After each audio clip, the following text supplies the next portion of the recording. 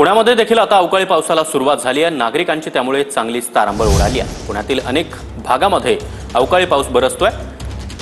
उकाड्यापासून दिलासा असला तरी या अवकाळी पावसामुळे काही प्रमाणात शेती पिकांचा देखील मोठं नुकसान होत आहे। उकाड्याचा त्रास जो आहे तो सहन करावा लागत होता, कारण वातावरणातली गरमी जी आहे ते मोठ्या प्रमाणावरती वाढलेली होती। मात्र राज्यभरामध्ये ठिकठिकाणी अनेक जिल्ह्यांमध्ये अवकाळी पाऊस जो आहे तो पडताना आपण पाहतोय की पुणे शहरामध्ये सुद्धा अवकाळी पावसानं जे आहे ते हजेरी लावलेली आहे। मोठ्या प्रमाणावरती पावसाचा जोर जो आहे तो आपल्याला शहराच्या मध्यवर्ती भागामध्ये पाहायला मिळतोय। गेल्या 2 दिवसांपासून पुणेकर जे आहे ते उकाड्यानं त्रस्त झालेले होते, मात्र पावसामुळे काहीसा दिलासा जो आहे तो पुणेकरांना या ठिकाणी मिळालेला पाहायला मिळतोय।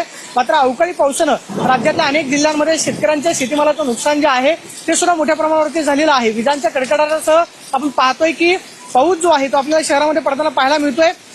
ऐन खरं तर उन्हाळ्याच्या मध्यावधीमध्ये या अवकाळी पावसानं जे आहे ते हजेरी लावलेली आहे। अनेक जिल्ह्यांमध्ये शेतकरी जो आहे त्या अवकाळी पावसामुळे आपण पाहतोय की उद्ध्वस्त झालेला पाहायला मिळतोय। मात्र दुसरीकडे शहरामध्ये सुद्धा पावसाची आपण पाहतोय की हजेरी जी आहे आपल्याला पाहायला मिळते।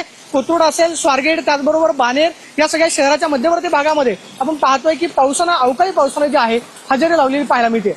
कॅमेरा पर्सन अभिजित पिसेसह प्रदीप कापसे, TV9 मराठी, पुणे।